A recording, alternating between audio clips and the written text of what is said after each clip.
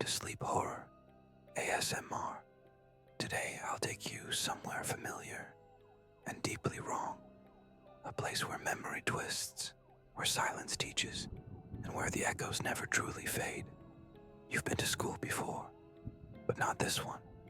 This is the story of a building that doesn't just educate, it absorbs, it silences, it hides a crime so old, even the walls forgot how to speak it. But not you. You're still listening, still remembering. Close your eyes and follow the sound of the whisper no one wrote down. This is My School Hides a Crime. No one wants to remember. The dust never settled in that hallway.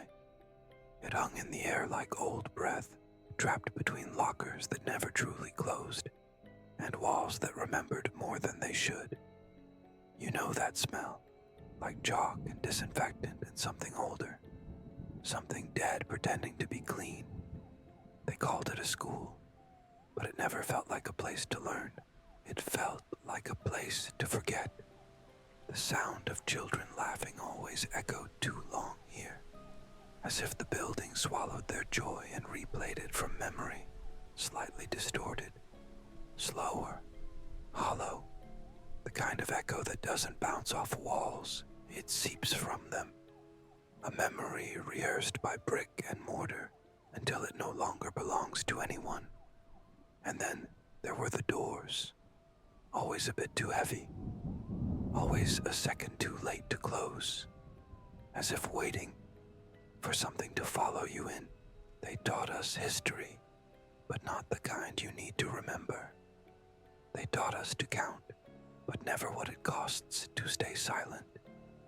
They taught us how to sit still, how to line up, how to raise our hands, but never how to ask why the air felt colder after 3 p.m., why the nurse's office was always locked, why some names vanished from the attendance sheet, and no one ever asked where they went.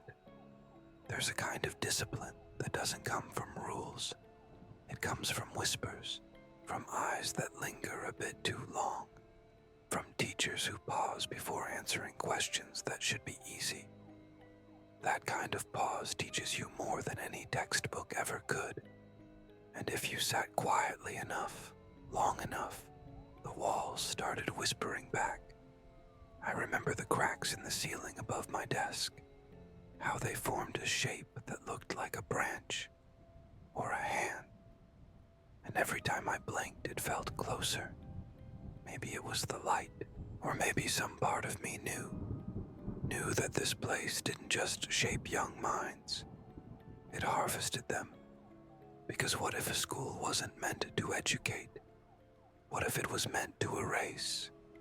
What if every forgotten lesson, every unanswered question, every door that led nowhere, was designed not to teach, but to undo? And you feel it too, don't you? That slight resistance in your memory when you try to think of your own school days, as if someone gently rewrote the script, smoothed the details, replaced the fear with something quieter, but not gone, never gone, just waiting behind that one door, in that one hallway, in the corner of that one classroom where the window never opened, but the curtain always moved. This is not just a story, this is a confession, and it begins where your memories start to blur, right there, at the place where innocence begins to rot. It began with the roll call, names recited like prayers in a language we didn't understand, a ritual of presence. One by one we were acknowledged, not seen, not heard, just acknowledged. And yet, even then, some names landed heavier than others. Some were spoken too fast, others skipped entirely. No one questioned it. That was the lesson. The fear wasn't loud. It didn't scream. It sat beside you in silence. It walked the same corridors, dragging its fingers along the lockers, humming softly under fluorescent lights, the kind of fear that makes you check if your shoelaces are tied, if your zipper is up, if your face is betraying something you didn't mean to feel. Being the strange kid wasn't a label. It was a sentence. You could feel it in the way chairs were arranged, in the side glances during group activities. But the real terror was subtler, institutional. You weren't just alienated, you were absorbed, like mold in old bread. They didn't scrape it off. They baked around it. Some teachers paused when you asked things, not because they didn't know, but because they did. Their eyes would flicker to the ceiling, as if searching for permission. Their voice would lower, not in secrecy, but in self-preservation. They had been taught to forget. We were being trained to never ask. Attendance became a ritual, not of inclusion, but containment. Like sealing jars, you mark what's inside so you don't have to look again. And in that silence, that polished, clinical silence, we learned what not to say. And isn't that the real curriculum? Not math, not grammar, but the quiet obedience to never notice what's missing. Because the truth wasn't in the textbooks. It was in the teacher who flinched when a question touched too close, in the classmate who stopped coming after asking about the locked closet near the science wing, in the janitor who whistled the same 5 notes again and again, like a lullaby for something asleep beneath the tiles. Fear became our language, silence, our grammar, and the lesson was always the same. If you hear a whisper, don't record it. Just listen, then forget. Every school has one. A door that stays locked. A window that's always curtained. A room marked under renovation that never changes. Ours was behind the old music hall. The sign was yellow, the tape peeling at the edges, but no one ever touched it, not even the wind. I asked once, when I was still new enough to ask, why is that room always closed? A senior student looked at me like I had coughed during a eulogy. She's just joking, he said, to no one in particular. They laughed, but not with their eyes. There were stories, of course, whispers traded during lunch. Someone said a teacher died in there. Another claimed it was full of old equipment, asbestos, rats, mold. But no one had seen it. No one had tried the handle. No one ever wanted to. And the strangest part, no one remembered when the sign went up. It was always there, like a memory that precedes language.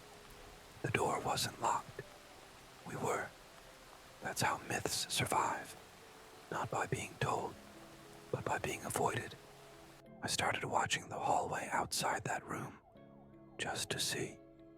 The janitor never cleaned it. Teachers avoided eye contact near it. And once, only once, I saw a girl standing there, still, not moving, staring at the doorknob like it was whispering her name. When I blinked, she was gone. Maybe it's not a room at all. Maybe it's a mirror sealed shut. A place that remembers everything we choose to forget.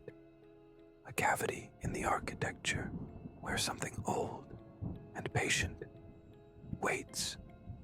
And maybe the reason no one opens it is because deep down, we know. We didn't build this school, we were built by it. One day, I found a notebook that wasn't mine. It was in my locker. I don't remember putting it there. I don't even remember opening the locker that morning. But the notebook was old, its cover torn, pages yellowed, the name scribbled out in red ink. Not black, not blue, red. Inside, there were test questions. Long ones, obscure ones, but nothing academic. Describe the last dream you had.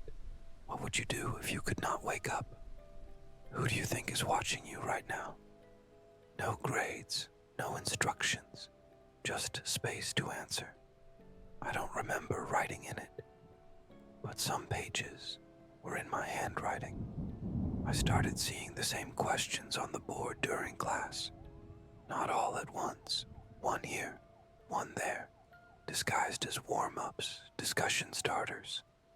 No one else noticed, or maybe they did, and followed the first rule of that school: pretend.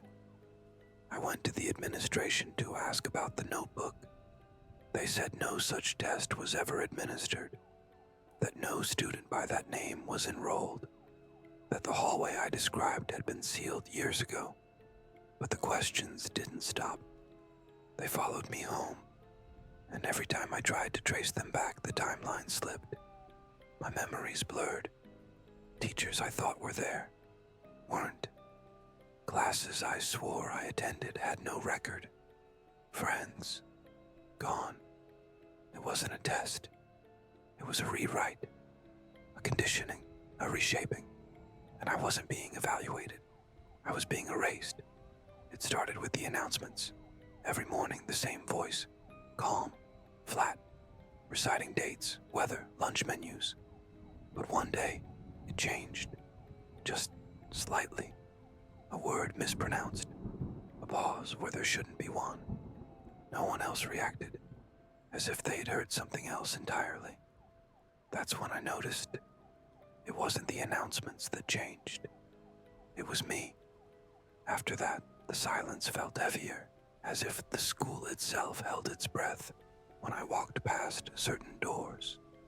I saw fewer students, fewer teachers, but the halls felt fuller, like the building had decided to populate itself with presence, not people. I tried to speak to a teacher, Mrs. Orland, English. I asked her why 3 students hadn't returned after winter break. Her mouth opened, then closed. She stared at me, blinked twice, and asked if I'd finished my book report. Later that week, she was gone too.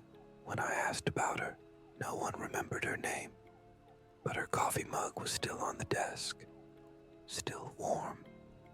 I heard my name being whispered in the stairwell. I checked the school website. My name wasn't listed on the student roster. I asked my parents if they remembered enrolling me. They hesitated. Reality isn't broken all at once. It fractures. Slowly, carefully. You start forgetting what day it is.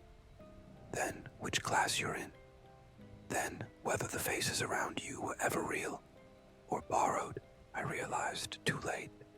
Confronting the system doesn't free you. It dissolves you. The students who asked too many questions weren't expelled. They were redacted. There is no file, no echo, no record, only an absence where their voices used to be. The courtyard was the only place where we could see the sky. But even then, something felt wrong. The air was too still. The birds too quiet. The sun never quite touched the ground. At lunch, students laughed, but never too loud. They sat in circles, repeating stories like hymns, always the same, always safe. And underneath it all, a sound, barely audible, like breathing. I sat near the old fountain where the water hadn't run in years, yet it glistened, as if something below was exhaling moisture into the stone. I placed my hand on the tiles. They pulsed, not metaphorically, literally. And that's when I saw it. The building didn't surround the courtyard. It enclosed it, like ribs, like a cage. We weren't studying inside a school. We were inside something else, something that dreamed of students, something that fed on routine and repetition and standardized tests. The doors blinked, the lockers sighed, and the stairs swallowed. I stood in the center of the yard and waited for the echo of my footsteps. It didn't come. Instead, I heard another step, softer, behind mine, in rhythm, but not mine. You don't walk through the school. You're pulled through it, digested, transformed into something easier to forget. A student, a number, a memory that doesn't argue back. They told us school was about learning, but we were only taught to forget how to question, how to notice, how to scream. And now, years later, I wonder how much of me is still real, how much was replaced, how much was never mine to begin with. Shirley Jackson once wrote that the scariest stories are the ones where nothing happens, because that's where the real monsters live. In the quiet routines, in the soft rules, in the unspoken agreements. That school didn't teach me math. It taught me silence, compliance, erasure. The real crime wasn't committed in a single act. It was sustained, protected, ritualized. And the worst part, everyone knew. No one remembered. There are questions you don't ask, doors you don't open, names you don't write down, and schools that should never be revisited. But some of us still carry the echoes, still feel the breath beneath the courtyard, still hear our names, whispered from behind doors that never open. And if you've made it this far, if any of this feels familiar, maybe your school was one of them too. Maybe it still is.